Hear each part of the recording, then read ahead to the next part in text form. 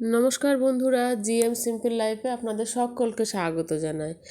আজকে নিয়ে চলে এসেছি আপনাদের সামনে নিমকি। খুবই একটা লোভনীয় খাবার, যেটা খেলেই খেতে মন যায়। যতক্ষণ ইচ্ছে মনে হয় খেয়েই যায়, চায়ের সঙ্গে বা শুধু মুখে, বা বাড়িতে কেউ এলো তাদেরকে একটু দেয়া যেতেই পারে। তো সেই হিসেবে আমিও তৈরি করেছিলাম, সেটা আপনাদের সাথে শেয়ার করে নিলাম। ময়দা নিয়েছিলাম কিছুটা পরিমাণ, এবং তাতে নুন দিলাম, কালো জিরেও একটু দিয়ে দিয়েছিলাম, আর জোয়ানও দিতে পারলে ভালো হয়, তো জোয়ানটা দেওয়া হয়নি। আর তাতে ময়ান হিসাবে দিয়েছিলাম সাদা তেল, রিফাইন্ড যে সাদা তেলটা, সেটা দিয়ে করা হয়েছিল। সেটা একটু পরিমাণে বেশি দিতে হবে তেলটা, যাতে জিনিসটা একটু খাস্তা হয়। সেই হিসেবে সাদা তেল আমি বেশ অনেকটা পরিমাণে দিয়ে ময়দাটা ভালো করে মেখে নিয়েছিলাম।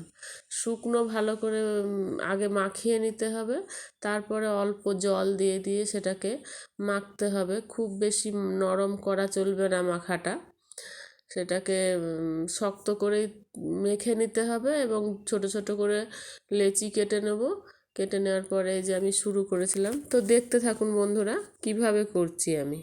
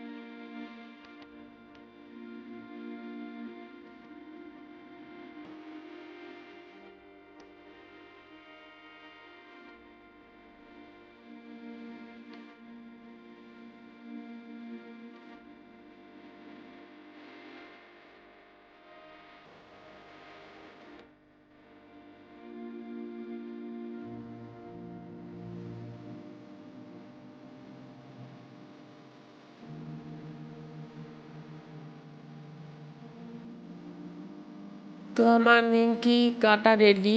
আর তেলটাও হালকা গরম করে নিয়েছিলাম, তার মধ্যে দিয়েছিলাম, আর আস্তে আস্তে হালকা হাতে নাড়ছিলাম। আর আমার গ্যাসের ওভেনটা লো টু মিডিয়ামে রাখতে হবে, না হলে নিমকিগুলো লাল হয়ে যাবে।